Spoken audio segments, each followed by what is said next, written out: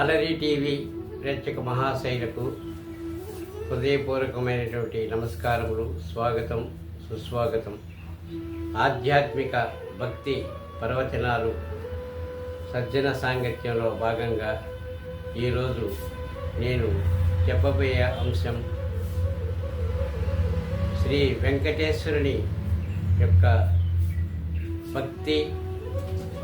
భక్తుల యొక్క మనోభావాలకు సంబంధించిన విషయాలు తెలియజేస్తున్నాను.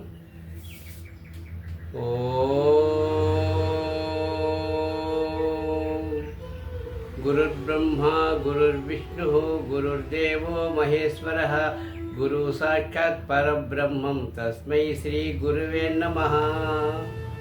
ఏడుకొండలవాడ వెంకటరమణ, ఆపద ముక్కలవాడ శ్రీనివాస, వట్టికాసులవాడ, గోవింద గోవింద గోవింద.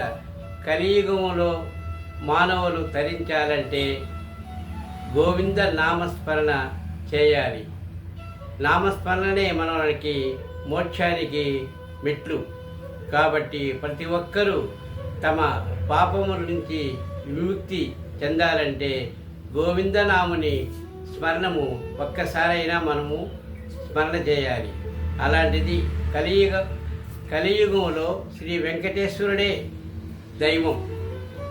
ప్రపంచంలో ఎన్ని ఆలయాలు ఉన్నా తిరుమల తిరుపతి దేవస్థానం వారి తిరుమలలో వేంచేసి ఉన్న ఆ కలియుగ వైకుంఠనాథుడే సాక్షాత్తు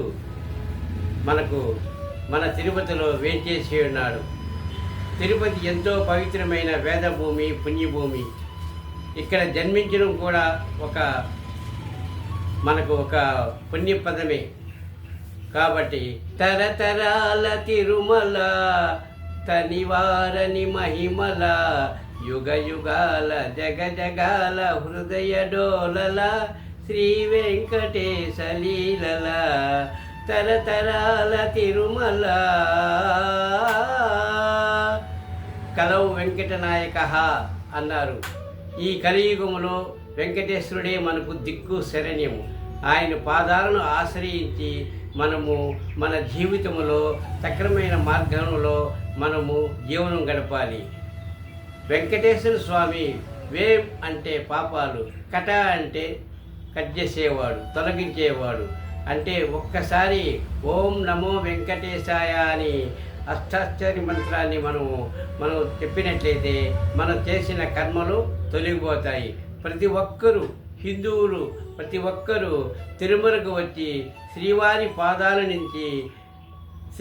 పాదాల చెంతనున్న అలిపిరి నుంచి మనం కాలినడకన నడుచుకుంటూ పోతే ఆయన మన పాపాలను కడిగి వేస్తారనేది లోకప్రీతి, జనప్రీతి కూడా. కలియుగ వెంకటేశ్వర స్వామిని కోటీశ్వరుడైన కుక్కటికి పేదవాడైన తలనీలాలు సమర్పించి అక్కడ క్యూలైన్లో వెళ్ళి ఆయనను ఒక్క క్షణం దర్శనం చేసుకుంటే ఆ రోజు మనకు జన్మధన్యమైపోతుంది. టీటీడీ భక్తుల కోసం ఎన్నో సౌకర్యాలను చేస్తోంది. కాలినడకలు వెళ్ళే భక్తులకు సైతము అక్కడ కొండ మీద తలనీలాలు సమర్పించుకోవడానికి లడ్డు ప్రసాదం, తిరుమల లడ్డు అంటే అదొక అమృతమయము. ఎందుకంటే సాక్షాత్తు శ్రీ వెంకటేశ్వర స్వామి కనుచూపులో ఆ లడ్డూలు బయటపడుతుంది. అది అమృతమయము. మనకు తెలుగువారికి, హిందువులకు, భారతీయులకు తిరుమల లడ్డు అంటే అమితమైన ప్రీతి. ఎవరైనా కొండకు వెళ్ళి వచ్చినట్లయితే తిరుమలకు పోయినాము అని చెప్పగానే లడ్డూ ప్రసాదం తెచ్చావా అని అడుగుతారు. అంతటి భక్తిభావం కలిగిన లడ్డూ ప్రసాదాన్ని తిరుమల దేవస్థానం వారు భక్తులకు అందజేస్తున్నారు. అలాగే తడిగొండ వెంగమాంబ అన్నప్రసాద నిలయంలో రోజు కొన్ని వేల మందికి ఉచిత ఆహారాన్ని అందజేస్తున్నారు. ఇంకా రకరకాలైన ఏర్పాట్లు చేస్తున్నారు. తిరుమల తిరుపతి దేవస్థానం వారు ఆధ్యాత్మిక భక్తి కార్యక్రమాలని ఎన్నింటిలో నిర్వహిస్తున్నారు. ప్రతిరోజు హరికథలు, పురాణాలు ఇలాంటి కార్యక్రమాలను నిర్వహిస్తున్నారు. టీటీడీకి అనుబంధమైన ఎన్నో ఆలయాలు ఉన్నాయి జిల్లాలో. అందులో శ్రీనివాస మంగాపురము, కోదండరామస్వామి ఆలయము, కపిలి తీర్థం, శ్రీ పద్మావతి అమ్మవారు, అప్పలాయకుంట శ్రీ వెంకటేశ్వర ప్రసన్న వెంకటేశ్వర స్వామి ఆలయము ఇలాగా ఎన్నో ఆలయాలు ఉన్నాయి. ఆ ఆలయాల్లో కూడా ప్రతిరోజు నిత్యం కార్యక్రమాలు చేస్తూ ఉన్నారు.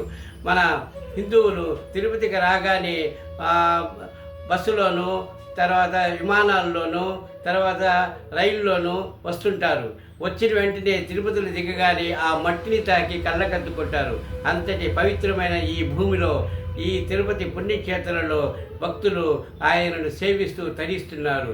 భగవంతుడు ఎప్పుడు భక్తుల పట్ల తన అభయహస్తంతో ఆయన ఆశీర్వదిస్తూ మనల్ని సంరక్షిస్తుంటాడు. అందుకే ప్రతి ఒక్కరూ ఓం నమో వెంకటేశాయ, ఓం నమో వెంకటేశాయ, ఓం నమో వెంకటేశాయని ఆయన నామాన్ని స్మరణ చేస్తూ మన జీవితాలను ధన్యం చేసుకుందాం. ఓం తత్సత్.